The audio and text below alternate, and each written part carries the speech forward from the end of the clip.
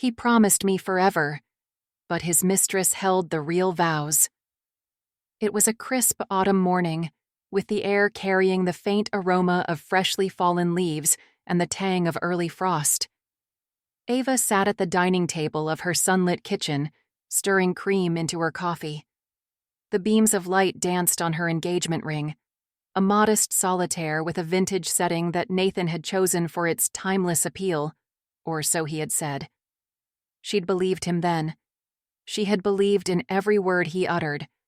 After all, when a man promises you forever, you don't question it. Not at first. The day they met was the stuff of fairy tales. Ava had been running late to a charity gala where her best friend, Delilah, had insisted she accompany her. She'd spilled wine on her dress 5 minutes before leaving and torn her shoe's heel trying to get out of the cab in front of the venue. Standing on the marble steps in utter disarray, she had wanted to turn around and hide. "Rough night already?" a voice asked, rich and smooth like aged whiskey. She looked up to see Nathan, tall, with wavy dark hair and hazel eyes that seemed to hold the secrets of the universe. He extended his handkerchief without hesitation, a gesture so archaic it could only have been charming. Ava accepted it with an embarrassed laugh, using it to dab at the wine stain on her dress. "You clean up nicely," he had teased as the evening unfolded, and they ended up talking for hours over glasses of champagne. That night, as he walked her home, Ava felt like she was stepping into the first page of her happily ever after. Nathan pursued Ava with relentless charm. He would send her sunflowers, her favorite, every Friday without fail. He planned elaborate dates that felt like scenes from romantic movies, from private gondola rides to candlelit dinners in exclusive rooftops overlooking the city. "Forever," he'd whisper against her ear. "I can't imagine a life without you, Ava." The proposal came exactly 2 years after their first meeting.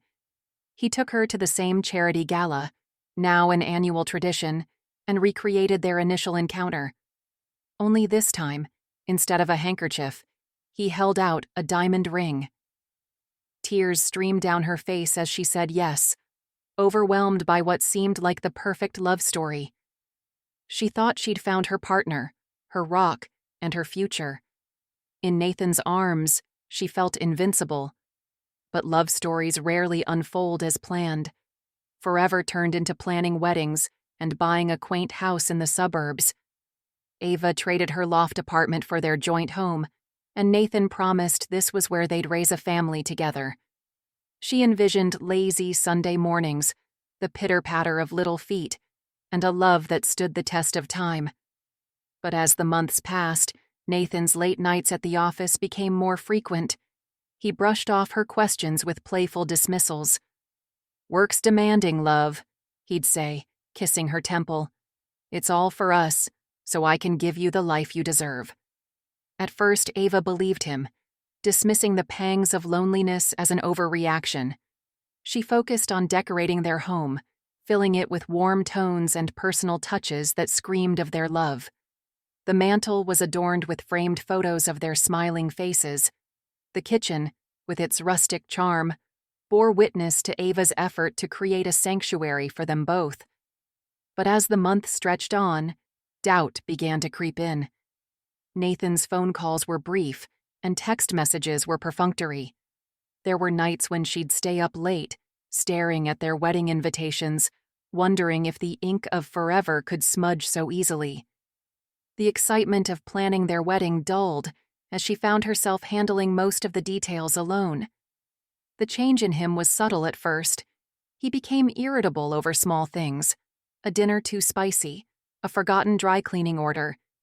The man who had once worshipped the ground she walked on now seemed distracted, preoccupied. Then there was the faint, lingering scent of another woman's perfume on his collar one evening. A scent that didn't belong to Ava. Ava's suspicions turned into a reality one rainy Thursday. She decided to surprise Nathan by picking him up from work, armed with his favorite takeout. She had imagined his face lighting up, the relief of an unexpected visit breaking through the stress of his job. But as she pulled up to the office building, she spotted him leaving hand in hand with someone else. The woman was tall and striking, her laughter echoing through the cold evening air as she clutched Nathan's arm. Ava froze, gripping the steering wheel so tightly her knuckles turned white. For a moment, she tried to convince herself it was nothing. A colleague? A client? But then she saw him lean in and kiss the woman, his hands resting familiarly on her waist. It was the kind of kiss that Ava had once believed was meant only for her. The takeout slipped from her hands as hot tears blurred her vision. The man who had promised her forever was giving it to someone else.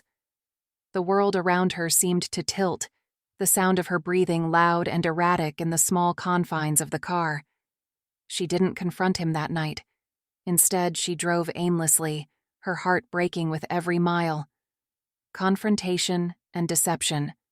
That night, Ava waited for Nathan to come home. When he finally arrived, she could tell he'd had a few drinks. The scent of perfume was there again, stronger this time.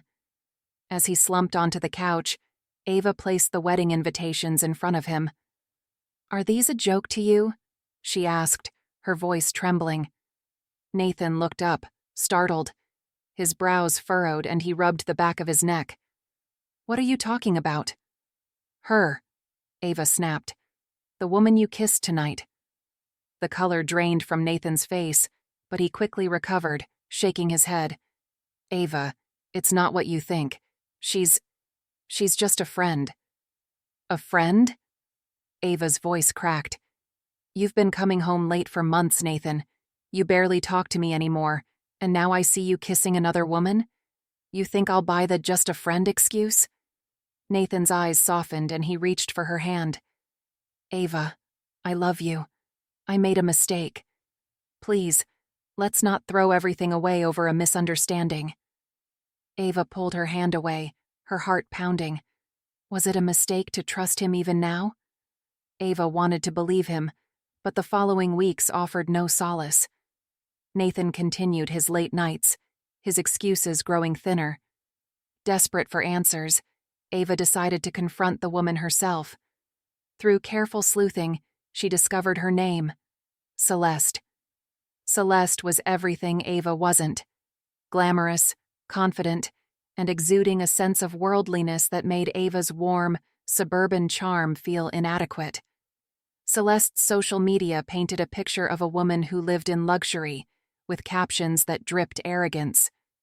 Ava found herself sitting across from Celeste at a dimly lit cafe, her palms sweating. "I think you know why I'm here," Ava began, trying to keep her voice steady. Celeste raised a perfectly arched eyebrow, then smiled. It wasn't an apologetic smile, but one laced with triumph.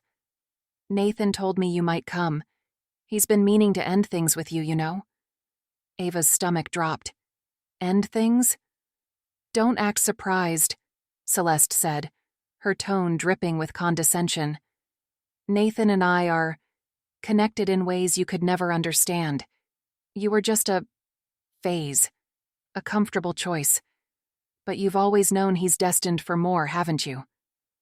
The words cut deep, but what Celeste said next obliterated any lingering doubts Ava had. "He gave me this last week," Celeste said, slipping off her glove to reveal a diamond ring, larger and more ostentatious than Ava's. "Our vows won't be whispered in secret much longer." Ava left the cafe feeling like the ground beneath her had vanished. The man she had planned to marry, the man who had promised her forever, had been building another future behind her back. That night, she gathered her belongings. The small house they had dreamed of filling with laughter felt hollow.